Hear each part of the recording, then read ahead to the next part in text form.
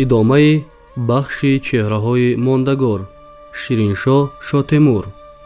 شیرینشاه شاه تیمور، طلوع آفتاب ضیابخش.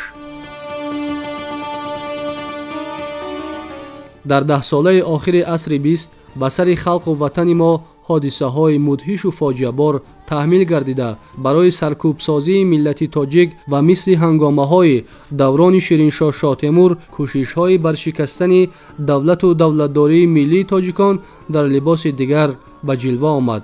اما تجربه تلخ تاریخی و عقل و ذکاوت فطری خلق ما امکان دادند که در مدت کوتاه صلح و ثبات و وحدت ملی پیروز گردیده کل ساکنان مملکت به اعمار دولت صاحب استقلال نوین و به تقاضای زمان معاصر جوابگو شروع نمایند.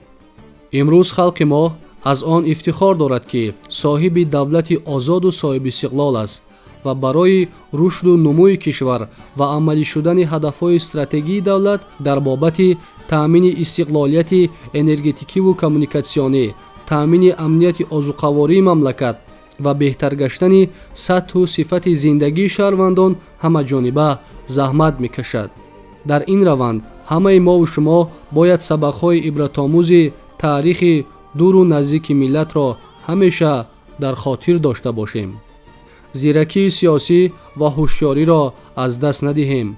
وحدت ملی، صلح و ثبات، امنیت و آرامی جامعه و عموما دستاوردهای استقلالیت دولتمان را که آنها را با بهای بسیار گران حاصل کرده ایم همچون اساس هستی ملت و رشد من بعد دولتداری ملی دستگیری و پشتیبانی نماییم.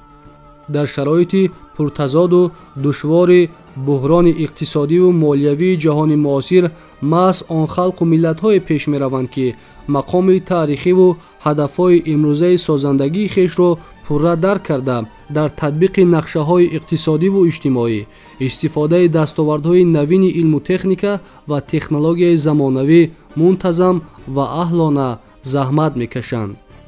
ما در شخصیت مردان فرزانه ملتمان به مثل شیرینشاه شاه تیمور و همصفان او فرزندان فدایی، مبارزان حقیقی وطن، آزادی، استقلالیت دولتی، وحدت ملی و رشد همه جانبه سرزمین باستانیمان را می‌بینیم و قدرشناسی می‌کنیم. امروز در وطن عزیزمان آرزو و نیت‌های نیک شیرینشاه شاه تیمور و ده‌ها راد مردان ملت دوست و میهن پرست از قبیل آرمان و هدف‌های نجیب دولتداری ملی، صاحب اختیاری و تمامیت ارضی، ارزش‌گذاری به زبان مادری و رمزهای دولتی، بزرگداشت فرهنگ ملی و ارزش‌های والای تمدن جهانی عملی شدند و شده ایستادند و اطمینان داریم که کار و پیکار و مهر سرسپردگان ملت به مثل شیرینشاه شاه تیمور که هستی خیش را برای سرسبزی ملت و پایداری دولت صاحب استقلال تاجیکان بخشیدند، عصرهای عصر در یاد خلق باقی میمانند.